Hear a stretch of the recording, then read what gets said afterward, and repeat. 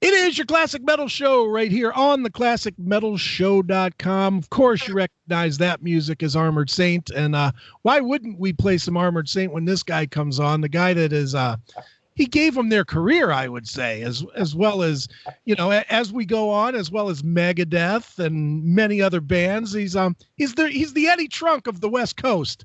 He is Bob Nalbandian. Bob, what is right. The Eddie Trunk of the West Coast? I like that. It seems that's like the normal for me on the Classic Metal Show. Always got to lead in with some Armored Saint. Of course, dude. Well, a good choice as far as I'm concerned. Well, I mean, there's not a lot of people that have the history that you do with John Bush, and what a cool history it is. I mean, everybody has a story about John that has ever met him, including me and Neely and everybody else. But you have like real stories, like struggling and opening businesses and doing jobs and work, and not just, hey, we're on the tour bus getting high and doing our thing. You like worked with the guy, him. Well, we were close early on. I mean, a lot of people don't remember that they were one of the original LA bands from the whole, Motley era and, Rat and of course Metallica and all that. And they were, really before Metallica started hitting the clubs hard, Armored Saint were the heaviest, the only band in LA really doing that hardcore European sounding, Iron Maidenish kind of new wave of British heavy metal sound in LA at that time. Everyone else was going for that more Van Halen thing. So, right. We became friends really early on, not just, actually my original friend was Joey Vera. Sure. And I became friends with the whole band, and of course, John. We did the Black Lodge together, and we still remain some of my best friends. Joey, Gonzo, John, and Phil, and Jeff as well. And I was real close with Dave Pritchard as well when he was around. So I knew them very very early on, and used to go to Pasadena, see them play the Pasadena clubs before they hit the Hollywood scene, and right down in Orange County, and then but yeah, a lot of people don't realize they were gigging. And then of course, if you watch the Inside Metal movies, Joey was in a band with Tommy Lee, and Greg Leon together, or Sweet 19. And, so there's a history with Joey from, even before Armored Saints. So yeah, they've definitely got their niche in the LA, rock and roll history scene.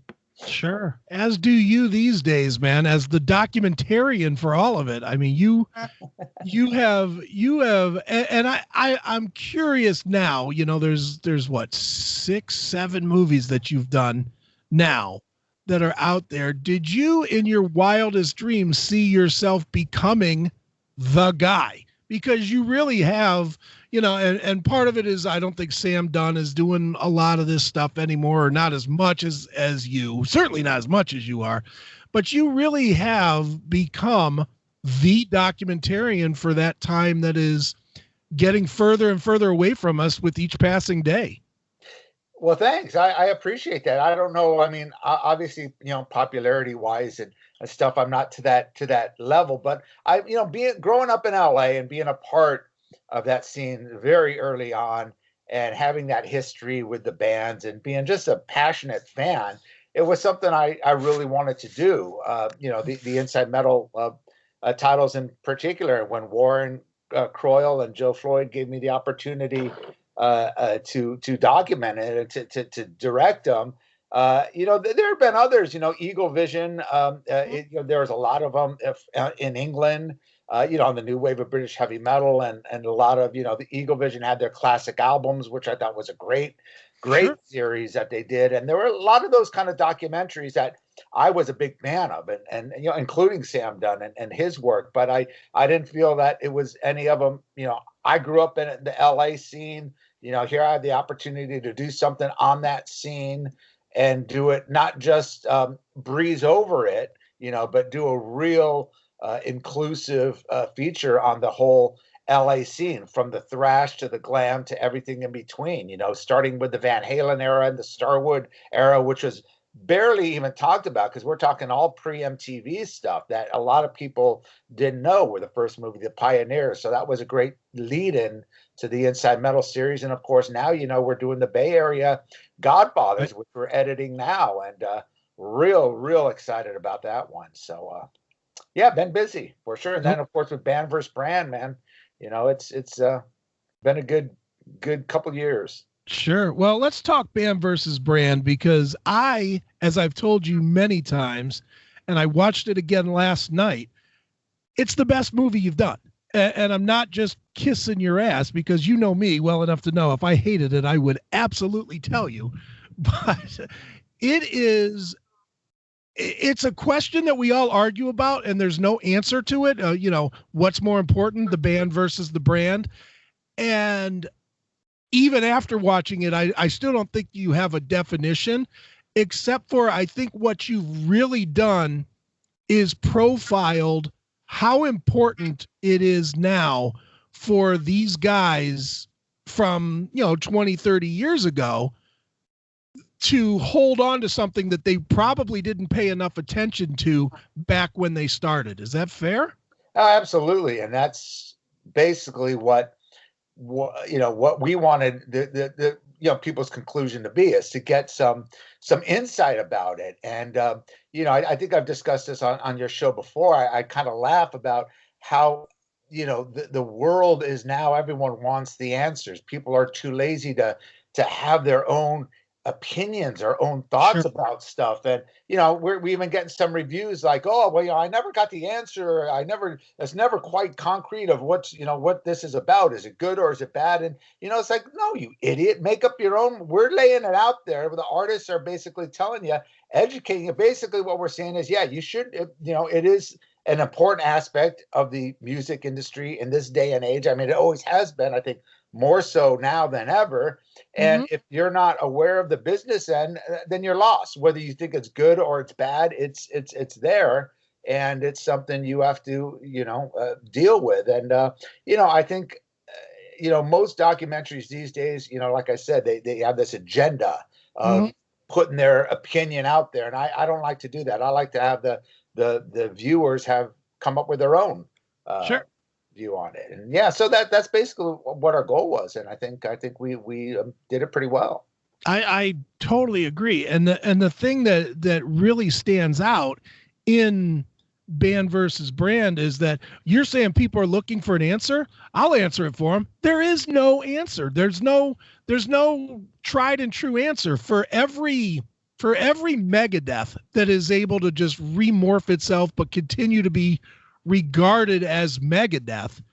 You have 10 other bands that one guy leaves and half the fan base will never accept it. Right. It's there's not rhyme or reason to it. That's the part that frustrates me probably the most, just doing what I do on the radio and hearing the fans of our show. They will absolutely castigate a band like Kiss. They'll be like, oh, how dare they continue on and call themselves Kiss, and these guys are still around, but they're not in it, and blah, blah, blah. And then they'll accept it when it's their band. Yeah. Well, that's the purist mentality, and I get that. I mean, I was like that growing up as a fan. And I think a lot of people are. Say, when you're growing up and you're a teenager and you're the only one in, like when I was really into the new wave of British heavy metal, and sure, bands like Iron Maiden and Samson and Tigers of Pantang and Diamond Head, and when certain bands like Iron Maiden started to break, you're kind of like, hey, this is bullshit. This is my band. Now right. Jocks are getting into them and this and that, or AC/DC was a great example when Back in Black came out. So that's kind of that purist mentality, and a part of that purist mentality is you want to keep the band pure. How could they get rid of Bon Scott and get Brian Johnson? Well, Bon Scott's dead. I mean, well, I can't get behind him now. That's not the real AC/DC, and it's one member gone, or one key member, then it's not their band anymore. So I kind of get that. It's a bit of an immature kind of attitude, but it is that purist attitude. But there's so many bands, and I'll take Y&T as an example. I mean, Sure. Dave Metichetti's carrying on. Of course, all the other original band members are dead. Right. He's still carrying on, and it is still as having seen Y&T back in their heyday, back in the clubs, having seen Metallica open for them back at the Woodstock on the Black Tiger tour.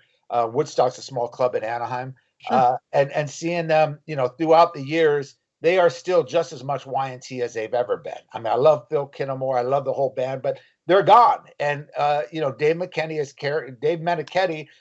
Dave Meniketti being Right. the guitarist, singer, major songwriter, he's Right. got every right to carry on with that name. So that's an exception. Same with, you mentioned Megadeth with Dave Mustaine.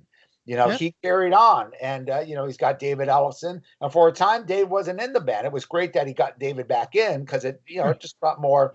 But Dave Mustaine really essentially was Megadeth. When he left Metallica, he formed Megadeth. He's the songwriter, guitarist, lead singer. Of course, he had other, of course, Marty and some of the other, and David Ellefson. All these guys contributed. But for these people, it makes sense. But when you come to other bands, you have to question, like a Frankie Banali going on as Quiet Riot. And he wasn't even the original drummer, I remember Quiet Riot with the Randy Rhoads era, and that was when Drew Forsythe was drumming the band. And so, for him to carry on, you got to question, is this legit or not? So it's not just a matter of, well, it's only one member left standing. It is, who is the member and how much contribution did he have to that brand that it ultimately comes down to, I think. Do you think that it would be less important, the brand itself would be less important today if the industry hadn't changed so much to where these guys do not just shit out a record and make $10 million and sell 6 million records? Yeah, I think the changing of the industry, especially as your good partner Neely pointed out with MTV, that was a huge, video music was a huge thing. When a band came out with an album, all the local radio stations would make a big deal, would play the album, before the release date, pump everyone up. MTV would do a world premiere video. Everyone watched the video. So people knew who was in the band. So that made a lot of difference, Nowadays, you just hear the music. I mean, any of these newer bands, do you know? We're just talking about Wednesday 13. Do you know what the bass player looks like or what the drummer looks like? Would you know it? No one would really, And I'm not slamming them or anything. I'm just saying no one. There's no visual, unless you go on YouTube and you're an uber fan of the band. Nobody knows. But in that MTV era, you saw Rat, you saw Stephen Pearcy, you saw Warren DeMartini, you saw Robin Crosby. You kind of identified with each of these guys. You don't really have that anymore. So yeah, to answer your question, absolutely. I think a video was a big factor in why in the 80s it was it gave the band a lot more personality than just hearing their music on the radio. Sure. Now, Bob, going out and doing these interviews and questioning these bands, does anybody ever get annoyed with you or because I can imagine that some of them, especially when you're challenging them a little bit to say, well, it's more about the brand than it is about you as a creator. I have to imagine that some of them take that almost as insulting.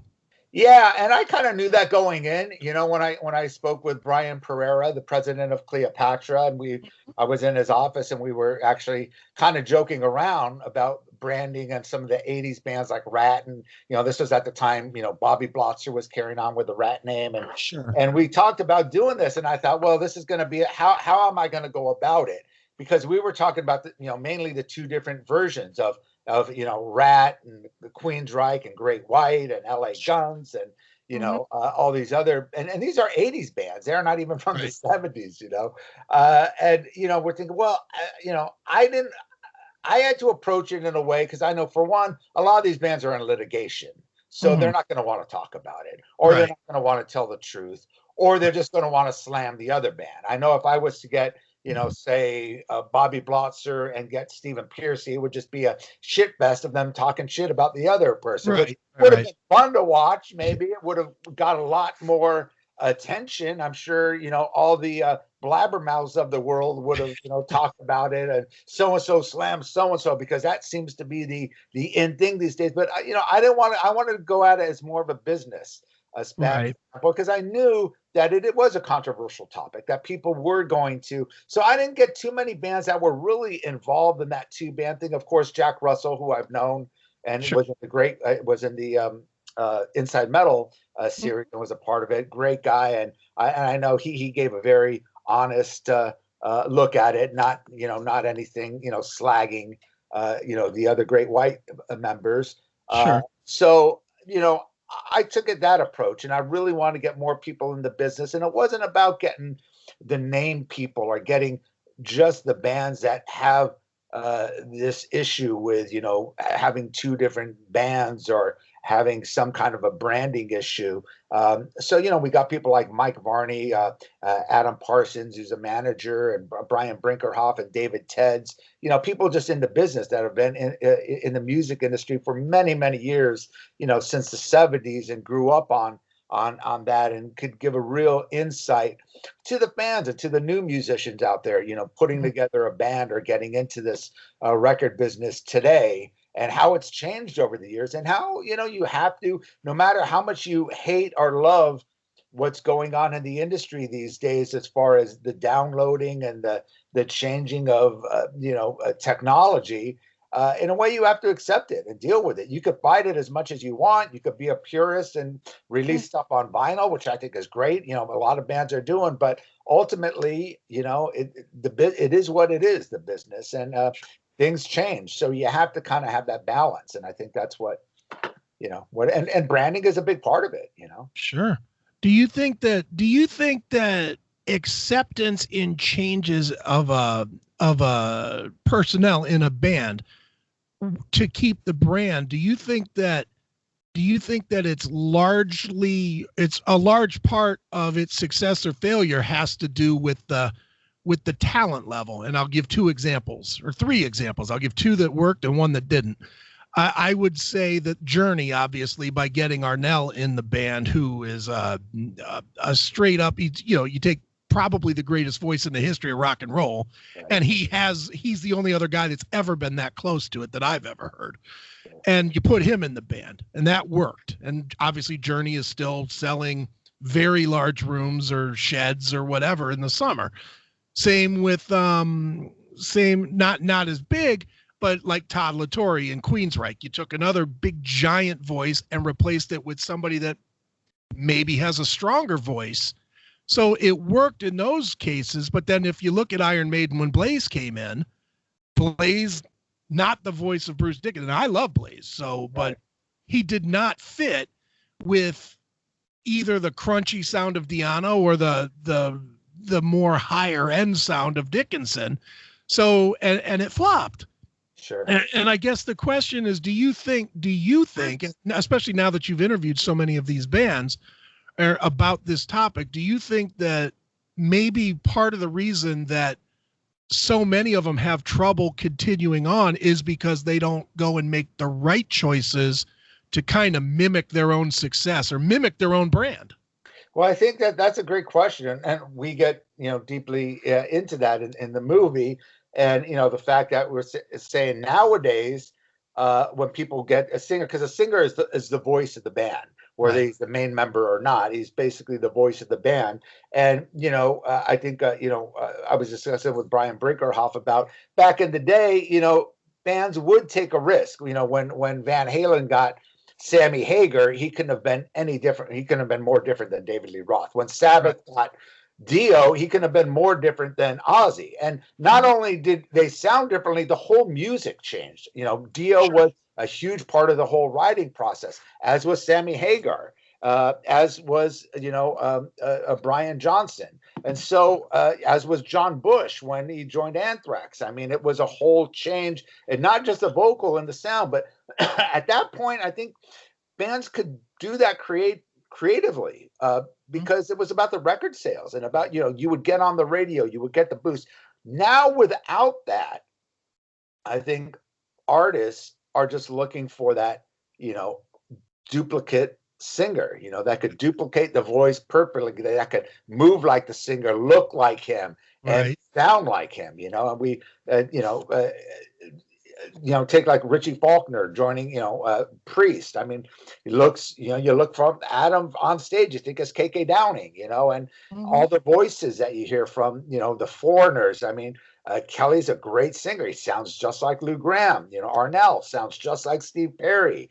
And Todd LaTourie sounds, a lot like the early Jeff Tate, because that's what the bands want. Bands now, they're not interested in hearing new music because there's no outlet, there's no radio stations or MTV or whatever to pump the new music, because as everyone knows, new music doesn't sell.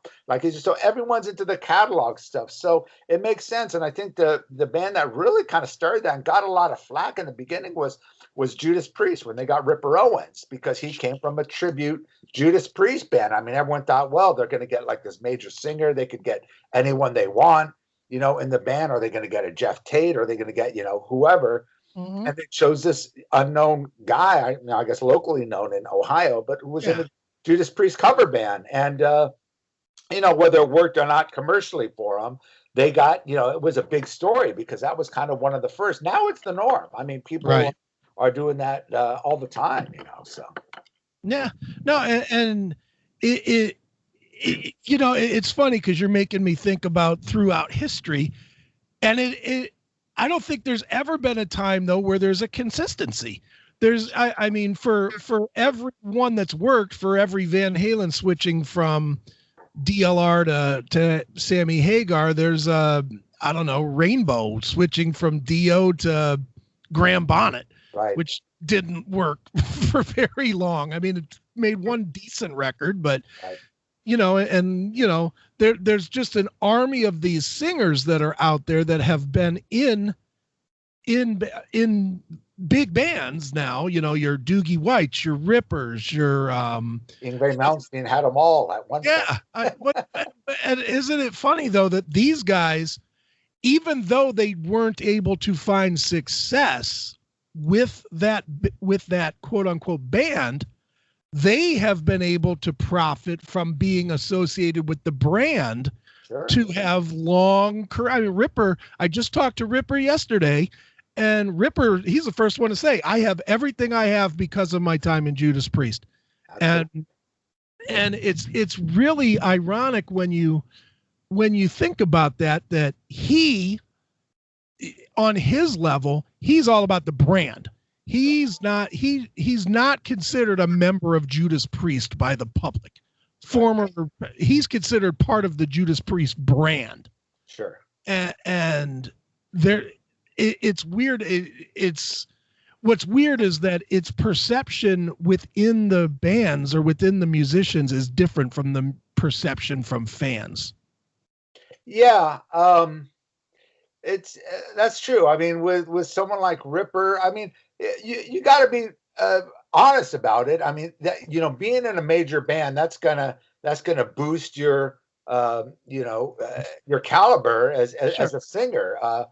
Being involved, I think there's some bands, artists kind of think that are a little bit delusional. Think, well, I'm in this giant band now, I could go off solo and be just as big. Right. And it hurts them. I mean, a lot of people say, there was a lot of hype, talk about Megadeth when Chris Broderick and Sean Drover left and formed their own band.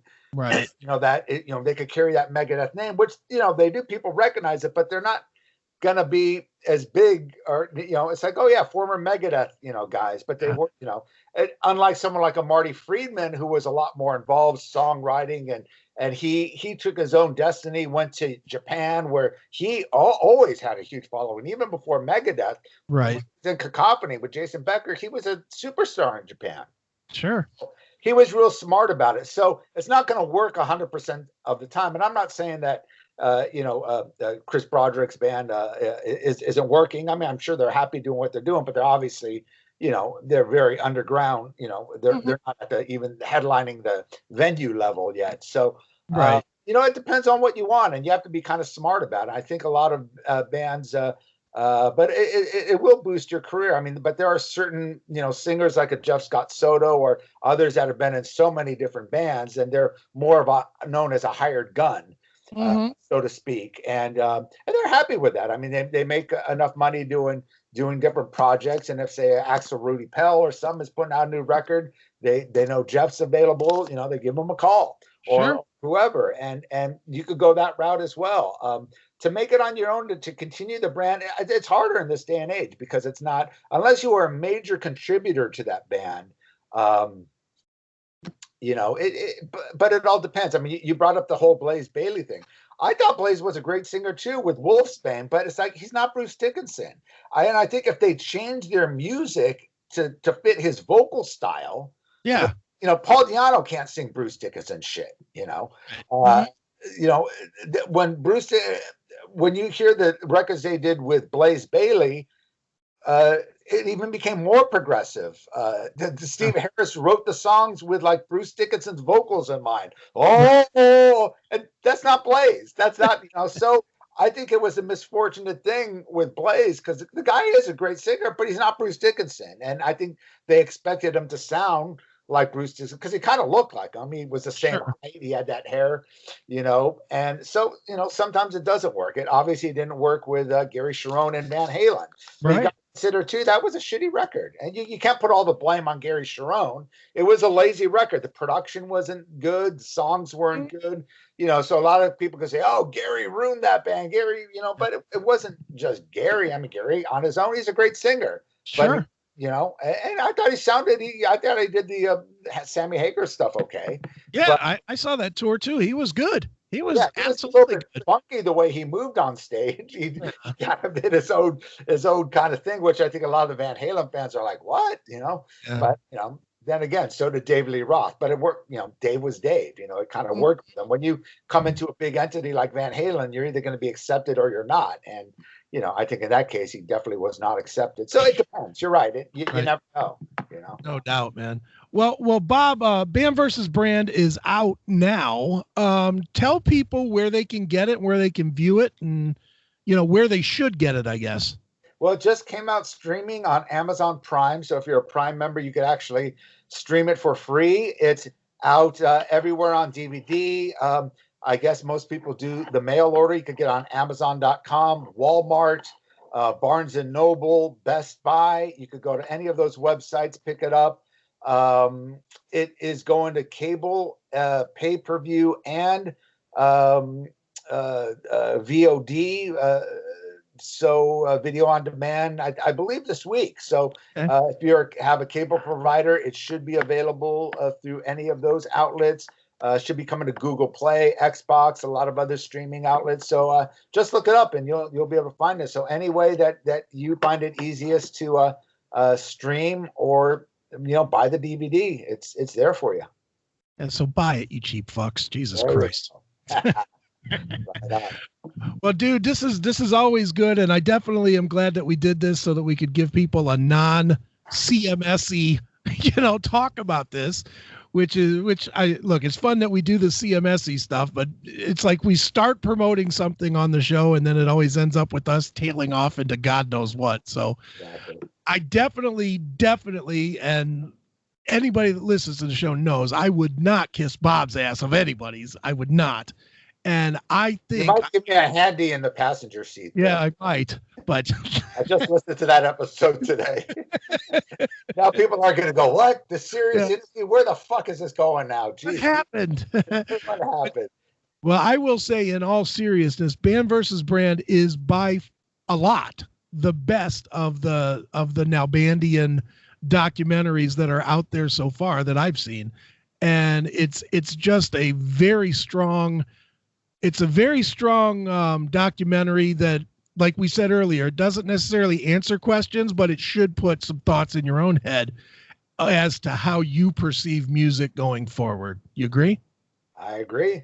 I appreciate that. And, you know, it's funny because when I started this, I was skeptical on how, because, you know, being a fanboy doing the Inside Metal stuff, it was a passion. I knew about these bands. It was a fan thing. This was kind of going more on the business angle. So I was a little bit skeptical how it would be perceived. But the response so far has been great, very positive, and including, you know, you've pumped up the movie so much, and a lot of your fans I see have purchased the DVD. So I'm I'm really happy. I'm really happy people enjoy it, and it's for them. I think I try to make something that people could relate to, and that could educate people, in the music business or getting into the music business. All right. Well, Bob, let's wrap this up with some Megadeth, and I'll leave it to you to say, I'm going to play something from Dystopia. I don't know what, but I'll play something from Dystopia. Am I playing Megadeth the band, or am I playing Megadeth the brand? Well, Dystopia, that album did not have David Ellefson, right? No, that's the newest one. Oh, okay. Yeah, I think that did. Okay, I'm thinking of the other one. No, you know what? That is, I think, by all means, Megadeth the band is a brand now. Right. Basically, but it is as Megadeth as you could get. I think it's definitely Dave Mustaine, Ellefson. It's the band. It's Megadeth. It's as Megadeth as you'll ever get in this day and age. So it's all 100% Megadeth. So, according to Bob, here is the band Megadeth. And this is new stuff from Dystopia. So check it out. It is your classic metal show.